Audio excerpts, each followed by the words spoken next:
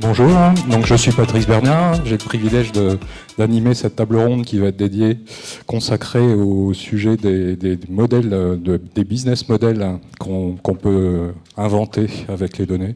On sait que les données sont partout aujourd'hui, tout ce qui nous entoure est caractérisé par des données, et on sait que les géants du web, les premiers, nous ont montré comment ces données pouvaient donner lieu à la création de nouveaux business models.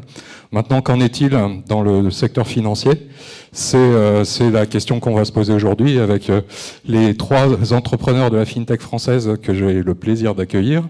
Donc, je vais commencer par Jonathan Herscovici, CEO de WeSave, une plateforme digitale de gestion de patrimoine qui vient aussi de lancer une solution qui s'appelle WeSave Conseil, qui permet d'analyser son patrimoine à 360 degrés et de bénéficier de conseils personnalisés, évidemment à base de données.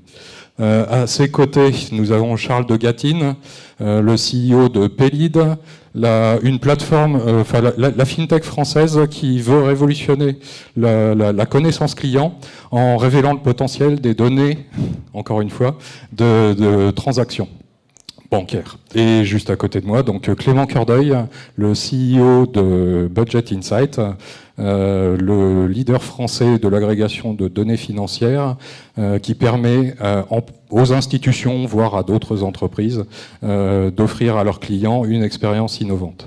Alors Clément, je vais adresser ma première question à toi en guise d'entrée en matière.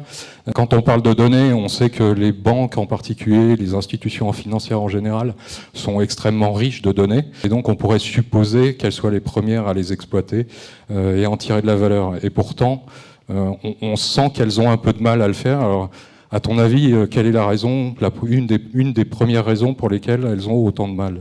Alors c'est vrai que c'est une vraie question qu'on s'est posée parce que au final on pourrait se dire que mon métier c'est de vendre aux banques les données qu'elles ont déjà et en fait on se rend compte que elles ont deux problématiques principales vis-à-vis de la donnée. C'est déjà une chose toute simple, mais d'arriver à extraire cette donnée dans un environnement où elles puissent travailler cette donnée. Aujourd'hui, elles ont des systèmes d'information qui ont 20, 30, 40 ans, qui sont extrêmement lourds, qui sont très vieux, qui sont des couches en fait de technologies qui sont agrégées les unes sur les autres.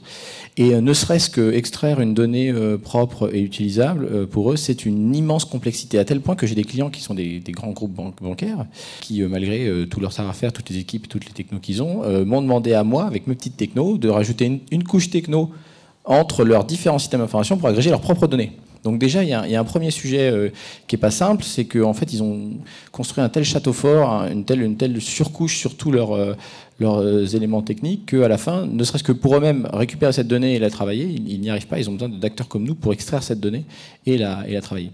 Et le deuxième sujet, qui à mon avis a encore plus de fond, quand une banque elle veut exploiter cette donnée, elle va se dire d'abord, est-ce que j'ai le droit de le faire ? Quand une fintech va exploiter la donnée, elle se dit d'abord, est-ce que je vais créer de la valeur pour le client ? Et ensuite, le droit, c'est un sujet, c'est une des contraintes qui vient, mais le vrai sujet, c'est quelle expérience client je veux créer.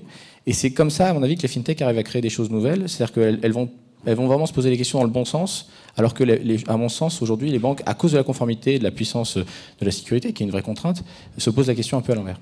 Du coup, je pense que ça résonne chez toi, Charles, ouais. Puisque donc pour toi, il y a l'accès à la donnée, il est un petit peu résolu puisqu'on parle des données de relevé de compte qui doivent être en principe relativement accessibles. Mais malgré tout, Pélide a quand même une valeur à apporter aux banques, aux institutions financières. J'espère. Et du coup, qu'est-ce que c'est que tu leur apportes qu'elles ont du mal elles-mêmes à fournir? Ouais, il y a un premier aspect dont vient de parler Clément, qui est effectivement le fait que les banques ont même du mal à elles-mêmes, ce qui est assez contre-intuitif, à aller traiter leurs données. Donc effectivement, aujourd'hui, ce qui a changé entre aujourd'hui et il y a peut-être 15-20 ans, c'est que tous les cycles sont maintenant beaucoup plus courts, tout va beaucoup plus vite.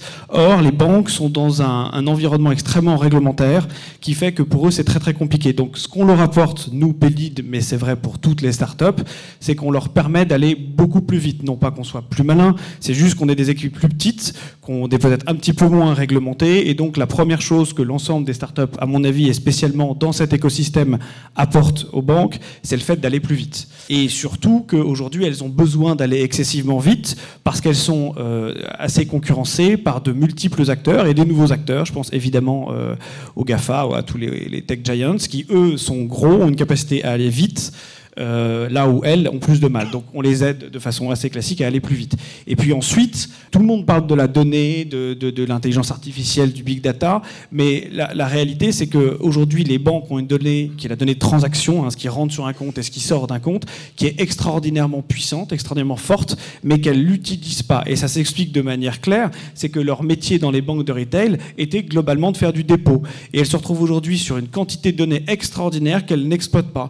Et donc moi, en quoi je les aide, eh bien, en m'extrayant de ces problématiques techniques, en allant un peu plus vite, je crée de la valeur au travers notamment de programmes de fidélité grâce à l'exploitation de ces données de transaction. Alors, Jonathan, toi, tu es dans une position un peu différente puisque Clément et Charles s'adressent aux banques, aux institutions financières. Toi, tu vises directement le consommateur final avec WeSave et WeSave Conseil. Et donc, quelle est dans ton cas la proposition de valeur originale que tu apportes ? Alors déjà, merci Patrice et merci à tous d'être présents à cet événement aujourd'hui. Donc effectivement, on a Clément aujourd'hui qui est spécialiste de l'extraction de données. Charles, effectivement, spécialiste de l'exploitation de données en B2B. Et effectivement, nous, WeSave, on va exploiter la data dans l'intérêt du client final. Et la première logique, le premier intérêt de l'exploitation de ces data, c'est la transparence. La transparence, ça vous paraît évident, mais aujourd'hui, depuis, je crois, la création des banques, celles-ci ont souhaité conserver cette opacité, notamment en termes de modèle économique. Et chez WeSave, justement, on est convaincu que la transparence va pouvoir faire en sorte d'agir dans l'intérêt du client final. Je vais prendre un exemple très concret. Aujourd'hui, justement, le business model de la distribution d'épargne, malheureusement, est orienté sur la vente du produit. Et justement, il y a des gros sujets aujourd'hui sur la réglementation, où la réglementation MiFID II, justement, théoriquement, va agir dans l'intérêt du client en limitant l'impact des rétrocommissions dans le business model des banques. On peut peut-être juste dire en deux mots, MiFID II, c'est une exigence de transparence en soi. Voilà, alors MiFID II, alors faut peut-être pas rentrer trop dans le détail technique, mais l'idée de MiFID II, c'est finalement de changer la façon dont se rémunère le conseiller financier. Aujourd'hui, une banque ou même un conseiller en gestion de patrimoine va se rémunérer sur la vente du produit. Or, MiFID II, qu'est-ce que ça dit ? C'est justement non plus de rémunérer le partenaire, donc la banque, sur la vente du produit, mais bien sur le conseil qu'on va lui apporter. Donc effectivement, notamment, et ce sera l'avènement dans les prochaines semaines, prochains mois, la création de comparateurs intelligents qui va permettre justement d'avoir une transparence sur la rémunération des différents intermédiaires et voir justement à quel point les banques, effectivement, pendant des années, se sont gavées auprès des clients particuliers et leur montrer à quel point, et ça c'est le plus important, les fintech que je représente aujourd'hui en B2C vont agir dans leur intérêt, dans une logique de customer centricity. Et ça, de toute façon, on aura l'occasion d'en parler et non plus se comporter comme une banque traditionnelle qui est plutôt corporate centric. Ok. Ouais, justement, si on prend du recul, là, on a trois exemples de business model finalement assez diversifiés et tous un petit peu nouveaux ou même très nouveaux par rapport à ce qui existe. Si on prend du recul, comment on pourrait caractériser ce qui différencie vraiment aujourd'hui, en restant assez peut-être même un peu caricatural, mais ce qui différencie les business models traditionnels des banques, des business models que font émerger les fintech? Alors, je pense qu'il y a plusieurs niveaux de réponse et je vais laisser ensuite Clément répondre, mais il y a déjà donc l'exploitation de la donnée va justement permettre d'apporter plus de transparence. Donc ça, c'était mon premier point. Le deuxième, c'est améliorer l'efficacité. Typiquement, très concrètement, aujourd'hui, quand vous allez souscrire un produit d'épargne, ça peut prendre jusqu'à 3 semaines.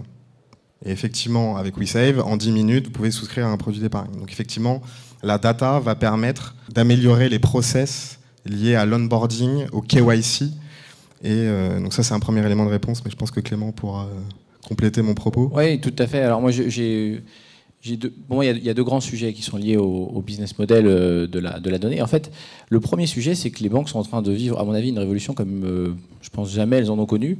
Parce que le métier d'une banque, quand vous y réfléchissez, c'était quand même de choper votre argent et de faire de la compta, et puis de vous prêter. Enfin, c'était ça son métier, quoi. Il n'y avait pas d'idée de données. C'était, j'avais l'argent, j'avais un coffre-fort. Plutôt que vous mettiez dans votre boîte à chaussures, il y avait votre coffre-fort et vous avez une garantie de retrouver votre pognon. Maintenant, dans le coffre-fort, il n'y a plus du papier, il y a de la donnée. Donc en fait, c'est plus un métier de confiance, c'est un métier de données et d'expérience client. Donc en fait, leur métier change profondément, comme jamais il a changé dans leur histoire. C'est-à-dire que c'est plus des gens qui grattent du papier et qui garantissent que votre pognon il est safe.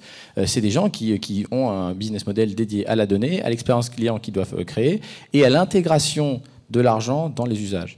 Et donc c'est une transformation qui est absolument majeure et qui est, à mon avis, très très lourde pour eux, même s'ils sont très très riches. Ils sont riches, c'est hallucinant. Mais en soi, c'est pas suffisant, on s'en rend bien compte. Et d'ailleurs, quand on regarde, on s'est amusé à faire un SWOT des fintechs et un SWOT des banques.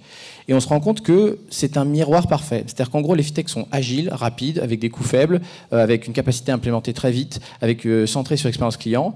Et les banques, c'est total, sauf qu'elles n'ont pas de pognon et elles n'ont pas de business model. Et les banques, elles ont un business model qui est établi, même s'il est en déclin. Elles ont beaucoup d'argent, mais elles sont absolument pas agiles, elles sont pas centrées sur l'expérience client. Voilà. Donc c'est un miroir parfait. Donc pour moi, on est un peu condamnés à travailler ensemble puisque on se complète parfaitement. Donc c'est les deux grands sujets que je vais aborder. Oui, donc je pense qu'évidemment, il y a pas mal de choses qui ont été dites et je souscris parfaitement avec tout ça. Je pense que du coup, l'expérience utilisateur et plus spécifiquement la simplification de l'expérience utilisateur devient le modèle économique des banques, quoi. C'est très amusant de voir à quel point aujourd'hui, les attentes d'une banque entre une personne de, je dirais, 50, 60 ans sont très différentes des attentes d'une banque pour ce qu'on appelle un millennial, c'est-à-dire quelqu'un de beaucoup plus jeune. Là où les gens un peu plus âgés attendent d'autres choses, eh bien, les jeunes attendent spécifiquement, et les jeunes seront les clients de demain, assurément, ils le sont déjà, attendent surtout beaucoup de simplicité. Et c'est vraiment le challenge des banques. Et je voudrais terminer là-dessus, c'est-à-dire qu'en gros, on se rend compte qu'avant, le métier, donc, quand il avait un métier de confiance, et donc c'était acceptable pour quelqu'un de sortir de l'environnement dans lequel il était, dans lequel il faisait ses achats, dans lequel il vivait sa vie, dans lequel il achetait son appartement, pour aller dans un environnement financier, dans lequel il va traiter de choses financières, c'est des choses sérieuses, l'argent, tout ça. Donc on sort de l'environnement des usages et on va dans l'environnement financier. Et cette limite-là est en train de se flouter de façon hallucinante. On le voit avec les GAFA, on voit avec Amazon qui sort son wallet. Ils se disent, Amazon, son sujet, c'est moi, je fais les usages et je veux que les gens payent et je veux que le paiement soit pas une douleur. À partir du moment où le type il sait qu'il va payer, il sait qu'il a l'argent, qu'il a son projet. Faut qu'il n'y ait plus de frein. Et donc Amazon, il dit, moi, je flingue toutes les... Et Uber fait la même chose. Je veux dire, aujourd'hui, vous ne payez plus votre taxi. C'est-à-dire que vous rentrez, vous faites votre course, et vous savez que vous avez payé, vous avez même su combien vous avez payé, mais vous n'avez pas fait l'acte d'achat. Parce que l'acte d'achat, ça saoule tout le monde en réalité. En se concentrant sur cet acte-là, le banquier ferait une erreur, parce que son vrai métier, c'est de permettre à la valeur d'être transmise. En soi, son métier de paiement n'est pas la valeur. La valeur, c'est pas de payer, c'est d'acheter. Et donc la disparition de cette frontière entre les actes de paiement et les actes financiers et les projets est à mon avis ce qui est en train d'arriver à la banque et qui est un phénomène énorme pour elle.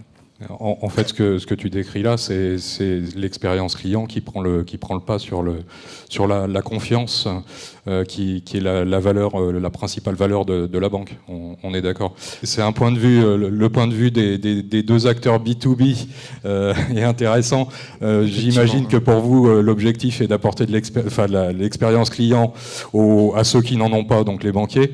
Jonathan, toi, tu es dans la position un peu inverse. Alors après, je dirais pas que je suis dans une position inverse.